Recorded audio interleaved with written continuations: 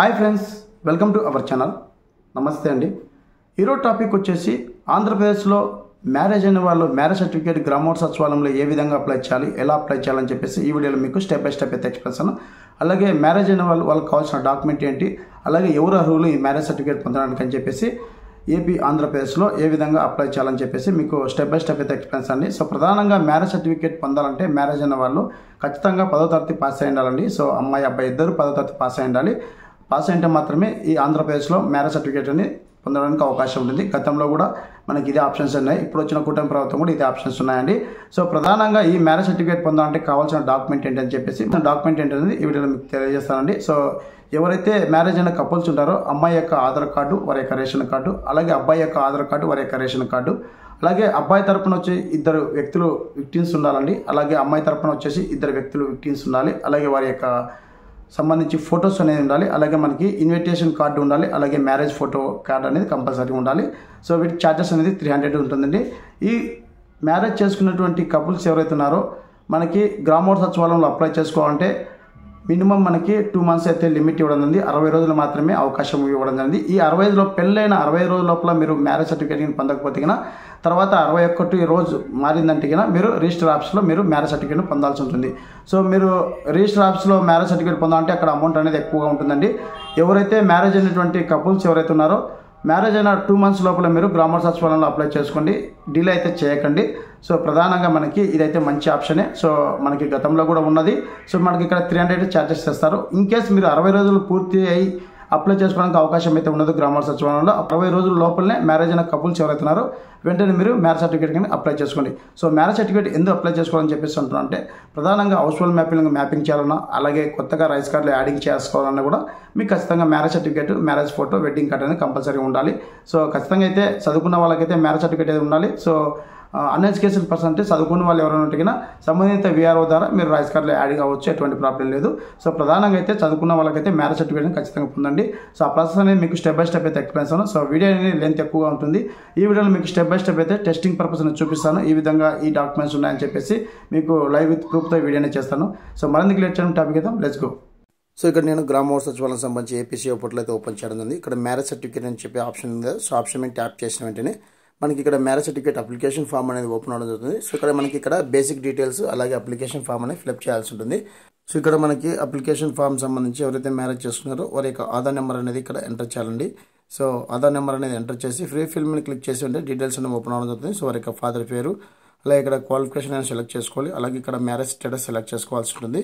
So ఇక్కడ మన mobile number అనేది లింక్ ఇవ్వాలండి. సో మొబైల్ నెంబర్ కంపల్సరీ ఇవ్వండి, ఎప్పటికైనా మనకు ఉపయోగపడుతుంది. సో మొబైల్ నెంబర్ ఓటీపీ ద్వారా కూడా మనం డౌన్లోడ్ చేసుకున్న ఆప్షన్స్ త్వరలో రావచ్చు. సో ఇక్కడ మొబైల్ నెంబర్ లింక్ చేసుకోవాలనుకుంటున్నానని చెప్పేసి ఎస్ఆర్ అని చెప్పేసి ఎస్ అని క్లిక్ చేసిన వెంటనే మన యొక్క అడ్రస్ అడుగుతుంది. అడ్రస్ క్లిక్ చేసిన వెంటనే ఫర్దర్గా మనకి అప్లికేషన్ ఫామ్ అనేది మ్యారేజ్ సర్టిఫికేట్ అప్లికేషన్ ఫామ్ అనేది ఓపెన్ అవుతుంది. ఇక్కడ మనకి బేసిక్ డీటెయిల్స్ సంబంధించి మ్యారేజ్ డేట్ ఎప్పుడైందని చెప్పేసి మ్యారేజ్ డేట్ అనేది ఇక్కడ మెన్షన్ చేయాల్సి ఉంటుంది. సో మీకు ఎగ్జాంపుల్గా చూపిస్తున్నాను. ఈ విధంగా అప్లికేషన్ ఫామ్ అనేది గ్రామోట్ సచివాలయంలో ఉంటుంది. సో ఇక్కడ మనకి 60 రోజుల లోపలనే పెళ్ళైన 60 రోజుల లోపల మాత్రమే గ్రామోట్ సచివాలయంలో అప్లై చేసుకునే ఇంకా అవకాశం ఉంటుంది. 60 రోజులు దాటిన వెంటనే రిజిస్టర్ ఆఫీస్లో మీరు మ్యారేజ్ సర్టిఫికేట్ అని అప్లై చేసుకోవాలి. అప్లై చేసుకోవాలంటే ఖచ్చితంగా మీరు ఆన్లైన్లో మీకు స్లాట్ అనేది బుక్ చేసుకోవాలండి. మీకు ఆ వీడియో కూడా చేయడం జరిగింది గతంలో. ఆ వీడియో కింద డిస్క్రిప్షన్లో ఐకాన్స్లో ఇస్తాను, ఒకసారి చెక్ చేసుకోండి. సో ఇక్కడ మనకి మ్యారేజ్ ఏ డిస్ట్రిక్ట్లో జరిగిందని చెప్పేసి అడుగుతుంది. సో డిస్ట్రిక్ట్, మండలము, అలాగే మీ యొక్క విలేజ్ అని సెలెక్ట్ చేసి ఇక్కడ మీకు సంబంధించి క్వాలిఫికేషన్ అని అడుగుతుంది. కంపల్సరీ ఇద్దరు 10th అయితే పాస్ అయి ఉండాలండి మ్యారేజ్ సర్టిఫికేట్ పొందాలంటే. సో ఇక్కడ మనము ఇక్కడ ఆల్రెడీ మెసేజ్ అయితే చూపిస్తుంది. 60 రోజులు ఉంటే మాత్రమే అవకాశం ఉంటుంది అప్లికేషన్ చేసుకోవడానికి అని చెప్పేసి. సో 60 రోజులు దాటితే చేసుకోవడానికి అవకాశం లేదని చెప్పేసి రావడం జరుగుతుందండి. సో ఇక్కడ మనం ఓకే మీద క్లిక్ చేయాల్సి ఉంటుంది. సో ఓకే మీద క్లిక్ చేసిన వెంటనే ఫర్దర్గా మనకి ఇక్కడ డీటెయిల్స్ అనేది ఓపెన్ అవడం జరుగుతుంది. సో ఇక్కడ మనకి మ్యారేజ్ అయిన కపుల్స్ ఎవరైతున్నారో అబ్బాయి అమ్మాయి యొక్క డీటెయిల్స్ అనేది ఎంటర్ చేయాలండి. సో ఇదివరకు అయితే మనకి బయోమెట్రిక్ ఆప్షన్ మాత్రమే ఉన్నది, ఇప్పుడు ఓటీపీ ఆప్షన్ కూడా ఇవ్వడం జరిగిందండి. సో ఖచ్చితంగా మీ యొక్క ఆధార్ కార్డుకి మొబైల్ నెంబర్ లింక్ ఏంటికినా సో ఇద్దరు వెళ్ళాల్సిన అవసరం లేదు. సో ఒకరే అప్లికేషన్ తీసుకొని గ్రామోట్ సచివాలయంకి వెళ్ళొచ్చు.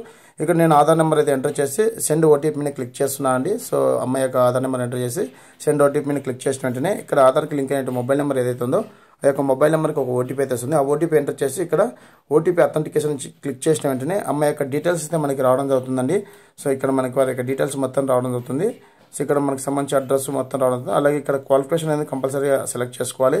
ఇక్కడ మనకి సంబంధించిన రిలేషన్ అనేది సెలెక్ట్ చేసుకోవాలి. సో అలాగే డీటెయిల్స్ అనేది మనకి మ్యాండేటరీగా అన్ని రావడం జరుగుతుంది. ఇక్కడ మనకి క్యాస్ట్ అనేది సెలెక్ట్ చేసుకోవాలి. సో ఏ క్యాస్ట్ అని చెప్పేసి క్యాస్ట్ అనేది సెలెక్ట్ చేసుకోవాలి. సో ఇక్కడ మనకి మ్యారేజ్ సంబంధించి ఇక్కడ మనకి డైవర్స్ అండ్ మ్యారేజ్ అలాగే వీడియో అని చెప్పేసి రావడం అవుతుంది.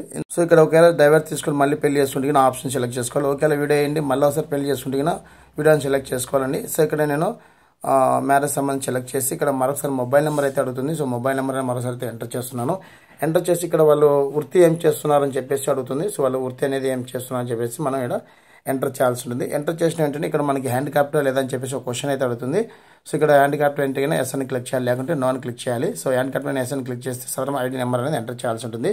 సో ఇక్కడ మనకి మరొకసారి అయితే అబ్బాయి యొక్క డీటెయిల్స్ అయితే అడుగుతుందండి. సో అబ్బాయి యొక్క ఆధార్ నెంబర్ ఎంటర్ చేసి సెండ్ ఓటీపీ మీద క్లిక్ చేసిన వెంటనే ఆధార్కి లింక్ అయిన మొబైల్ నెంబర్ ఏదైతుందో వాటికి ఓటీపీ అయితే వస్తుంది. ఆ ఓటీపీ అనేది ఎంటర్ చేసి ఓటీపీ అథెంటికేషన్ క్లిక్ చేసిన వెంటనే మరొకసారి అబ్బాయి యొక్క డీటెయిల్స్ అనేది మనకి ఓపెన్ అవడం జరుగుతుందండి. సో ఖచ్చితంగా మీరు గ్రామ సచివాలయంలో మీరు మ్యారేజ్ సర్టిఫికేట్ పొందాలంటే 60 రోజుల్లో మాత్రమే తీసుకోవాల్సి ఉంటుంది. 60 రోజుల దాటి తీసుకోవడానికి అవకాశం ఉండదు.